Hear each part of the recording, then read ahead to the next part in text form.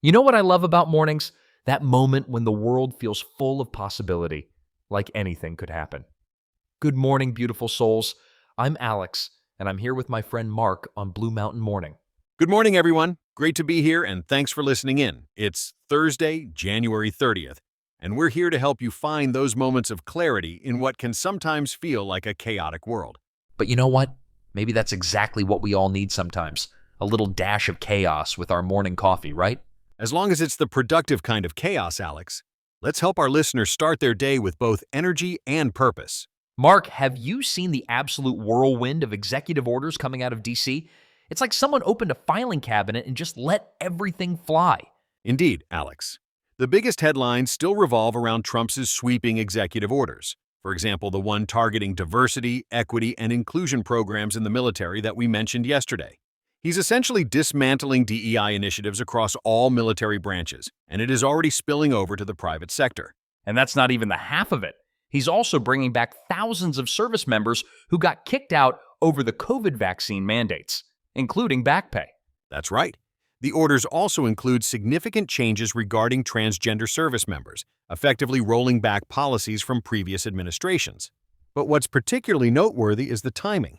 Oh my gosh, yes. Most of this was promised on the campaign trail, but not everyone expected the new administration to move that quickly. And meanwhile, there's this whole shakeup happening at the Justice Department, entire teams of lawyers fired, others being investigated, and then there's the offer to almost all federal employees to resign. But we talked about this yesterday.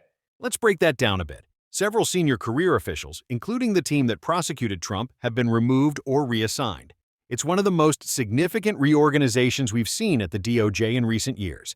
And the offer you mentioned, for everyone who couldn't catch yesterday's episode or needs a refresher, basically gives most of the federal employees the option to resign now and still receive pay for a few months. It's like watching a game of musical chairs, but with really important chairs. And speaking of important, what about that ethics official who got removed? That's, concerning, right? It is significant, Alex. The senior career ethics official's removal has raised questions about the department's independence. These changes could have lasting implications for how justice is administered in America. My head is spinning with all of this. How are regular Americans supposed to make sense of all these changes? That's exactly why we're here, to help our listeners understand these developments in context. These changes will likely impact military recruitment, departmental operations, and potentially even how our justice system functions moving forward. Let's shift our focus to what's happened in DC's airspace, a truly concerning incident where a military helicopter and a small private plane collided near Reagan National Airport. Oh my God, Marc, this is really tragic. How does that even happen with all our fancy air traffic control systems? It is tragic, Alex. Many are feared to be dead, and this raises serious questions about airspace management, especially in sensitive areas like Washington, D.C. We don't have many answers yet, but we do know that there were 64 souls on board the regional carrier and 3 on board the military helicopter. More information on this will likely be made public today and in the coming days as the investigations progress. And speaking of DC, have you seen what's happening with Guantanamo? Trump's literally planning to turn it into some kind of massive migrant facility. Yes, it's a significant policy shift. The administration is looking to expand Guantanamo's facilities to potentially house thousands of migrants, which is quite different from its original purpose. But wait, isn't Guantanamo like super controversial already? And now they want to put migrants there? That's precisely the concern many experts are raising. Guantanamo has a complex history, although it has been used to house migrants occasionally before. It feels like everything's just getting more intense. First, aircraft literally crashing into each other over the Capitol, and now this? These events, while separate and independent, actually reflect broader challenges we're facing. The DC collision highlights a potentially aging aviation infrastructure and security protocols, while the Guantanamo expansion represents a significant shift in immigration policy. But Marc, what does this mean for regular people? Like, should we be worried about flying or about what's happening with immigration? Well, the FAA and other departments and agencies is already conducting a comprehensive review of air traffic control procedures.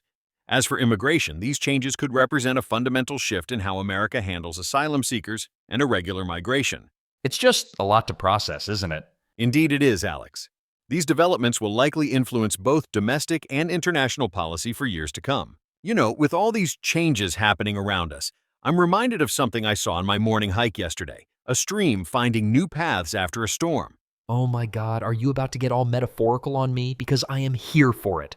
Well, just like that stream, sometimes the most growth happens when we're forced to navigate around unexpected obstacles.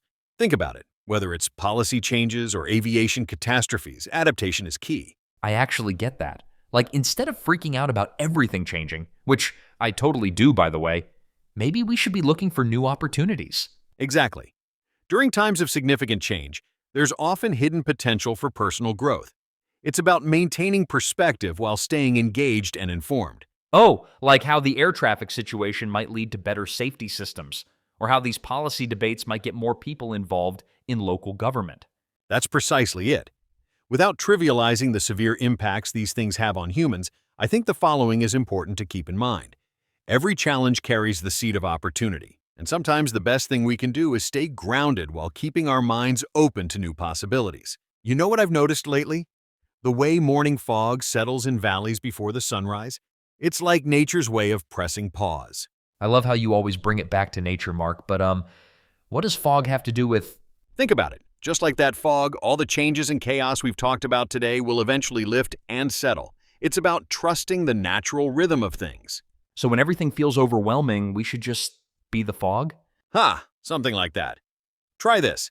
Next time you're feeling overwhelmed by the news or life's changes, take 3 slow breaths and imagine yourself floating, light as morning mist. Let everything else drift beneath you. That's actually really beautiful, and way less scary than my usual strategy of panic scrolling through social media. Sometimes the wisest thing we can do is just be still, even for a moment, and trust that clarity will come, just like the sun eventually burns through the morning fog. And that brings us to the end of another Blue Mountain morning, friends. Remember, no matter what the day brings, you've got this quiet moment with us to ground yourself. Yeah, I'm actually feeling weirdly zen right now. Who knew fog could be so therapeutic? Until tomorrow morning, beautiful people, keep breathing, keep growing. And maybe try being a little foggy, in the good way. See you all at sunrise. Thanks for sharing your morning with us. Take care, everyone.